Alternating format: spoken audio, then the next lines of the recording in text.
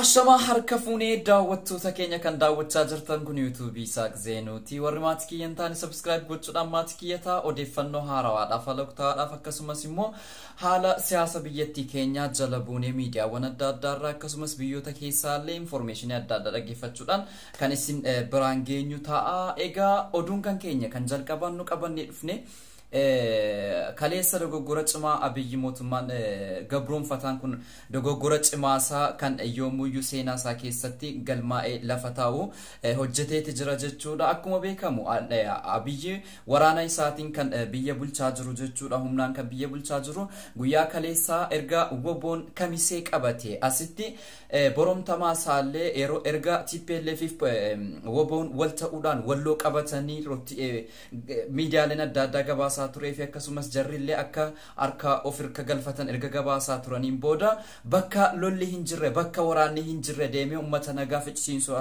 ummata nagaa drooniidhaan jechuudha xiyyaaraan rukutee namoota nagaa gara 100 ol ajjeesuun isaa ni yaadatama jechuudha. Kanarraan dabalatee guyyaa kaleessaa ammoos akkuma sana waraana isaatiin yookaan xiyyaaraanii lola TPLF yookaan ABO se'ee waraana isaa gara waraana 116 ol fixee jechuun kan dhagaamedha. Kun dogoggora takka mootummaan kamuyyuu namni dhuunfaan kamuyyuu hin dogoggorre jechuudha. Mootummaa yookaan waan kana siyaasaaf itti fayyadamuu danda'a yookaan immoo warri achi keessa jiru yookaan waan sana hoogganaa jiru ta'e jedhanii waan godhamedha jechuudha. Wanti kun hedduu kan nama rifaasuu fi kisaaraa guddaa keessa kan galchedha.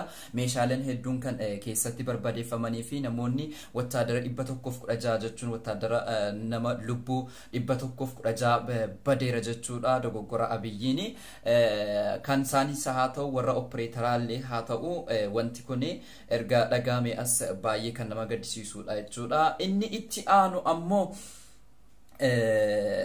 Itoophiyaa keessatti takka biyyoottan hundi keessanuu ni beektu biyyoonni addunyaan kun gara caalu UN'dhaan kan isiin bultu UN'dhaan kan isiin bultu jechuudha. Itoophiyaa keessatti dhaabbanni hojjettoonni dhaabbata UN namni 16 ol hidhamuu isaa dhaabbanni UN kan gabaasee fi miidiyaaleen adda addaa jala bu'anii kan gabaasaa jiranidha jechuudha. Dubbii keenya irratti hojjettoota UN nama tokko hidhuun jechuun riskii guddaa kan fudhachiisu ta'uu isaati jechuudha. UN jechuun falmaa mirga dhala namaati jechuudha.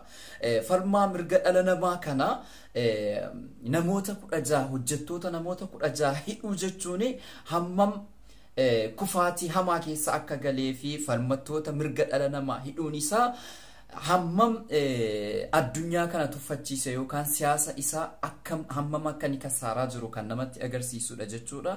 Miidiyaaleen adda addaa miidiyaaleen gurguddaan kanneen akka CNN, BBC'n akkasumas Reuters hedduun isaaniitu iyyuu gabaasaatti jiru jechuudha. Dubbii kanarratti dhaabbanni UN's baay'ee eekameeti jira hatattamaan akka hojjettoonni kan koo gannaa lakkifaman jechuudhaan kan inni dhaaddatee fi kan inni akka kanatti ergaa gara mootummaa Dr. Abiyyitti dabarseedha. Kana malees lammiileen biyya alaa hedduun isaanii akka hidhamaa jiranu ragaan miidiyaaleen adda addaa dabarsaatti jira. Keessattii fa warra hidhaman malee warri kaan akka biyya sanaa hin baane bakka imbaasii isaaniillee mana jireenyaa isaaniillee akka isaan biyya keessaa hin baane information adda addaa akka isaan fudhatanii hin baanee fi mana jireenya isaanii bakka hojii isaaniillee marsee kan inni itti eegsisaa jirutu jira jechuudha. Kun egaa kufaatii hamaadhaa fi haala siyaasaa jaarraa 21ffaa keessatti nama hin mudanneetuyyuu kasaaraa guddaan isa mudataa jira. Biyya kana bulchuu mitiiti nama maatii isaa bulchuu hin dandeenyedha. Akkasumas inni dabalataa qormaanni biyyaalessaa kutaa 12ffaan guutuu biyyattiitti kennamaati jira. Qormaata kana keessatti burjaajii waa lamatu jira. Kanaan dura qormaanni kun kan inni FB irratti jawaarfaa maxxansaa ture yeroo sana keessatti ummanni Oromoo qabsoo keessa waan turee fi miidhamaarra waan tureef ijoolleen barattoonni akka jiran qabsoorra waan turanii fi yeroo itti baratan hin qabne yeroo sanatti jechuudha. Amma ammoo tariitii haalli yoo mijachuu baatellee barattoonni kun barataa jiru qeeqa adda addaa akka ka'aa jira. Qormaanni kun gaafa inni ba'e FB irratti maxxanfamee jedhu ijoolleen kan keenya kan wal gargaarte qormaata kana qoramtee akkasiin darbitu kan godhamu silaallee erga qormaanni kun FB irratti maxxanfamuu jalqabe tokkoffaa intarneetiin guutuu Itoophiyaatti cufameeti jira. Inni lammaffaa telegiraamiin illee wanti hundi isaatuyyullee social meediyaan kan hojjetaa jiru muraasa jechuudha. Kanaaf kun tariitii qormaanni kun ba'uun isaa ijoollee kanaaf carraa dhabees akka carraa hin arganne gochuu danda'a. Sababni isaas illee qormaanni kun maaliif akka ba'ellee warri qormaata kana baasaa jiran illee wanti isaan dubbatan hin jiru. Kun immoo dhiibbaa guddaa akka barattoota irratti geessisaa jiru. Hiriyoottan kan keenyarraa is hordofaati jirra, namoonni tokko tokkos dubbataati jiru jechuudha. Yeroo kana keessatti alagaan immoo wal gargaareetu qormaata kana silaa kan ijoolleen Oromoo qabxii olaanaadhaan dabarfattu waan qormaanni kun ba'eef sadarkaa argachuudhaa qabanuu kana diqqoo gadi bu'aa jedhamee sodaatamaati jira.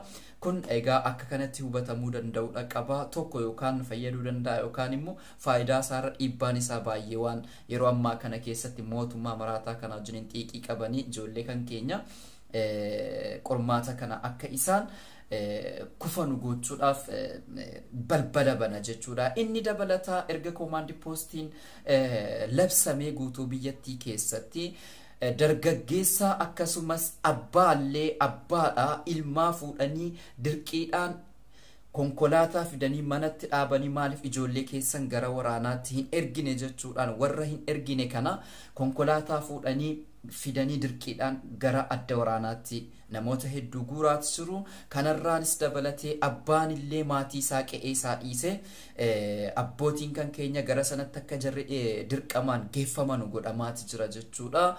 Haati kan keenya kan qobaa nu guddiste hiyyummaadhaan nu guddiste haati ilmaan hiyyeessaa ilmoo isii umurii sii guutuu kan isiin itti laffaatee guddifattee jette dirqamaan gara adda waraanaatti warra leenjii waraanaa loltummaa waggaa hedduu qabu wajjin ijoollee kana dirqiidhaan barumsarraa qe'ee isaaniirraa fedhii isaaniidhaan alatti guuramaati jiru jechuudha.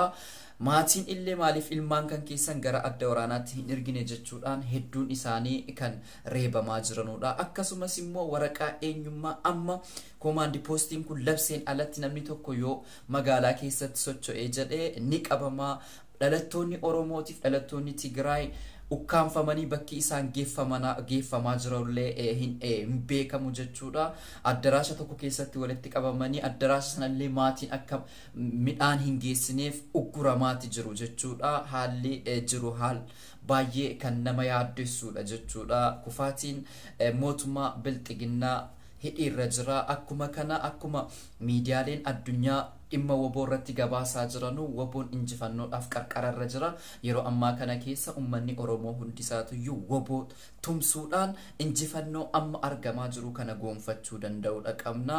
Obboleewwan kan keenya poolisii Oromiyaa keessa hojjettanu hatattamaan jabaadhaati namicha harka nyaatatti kana wambara isaa eeguudhaaf jettanii lammii keessan hin ganina, lammii keessan hin waraanina, dhaqaa gara adda bilisummaa Oromootti makadhaati mootummaa gabroonfataa kana woboo wajjiniin akka aangoorraa fonqolchitanu kabaja Oromummaadhaan isin gaafannaa waan nu daawwattaniif galatooma.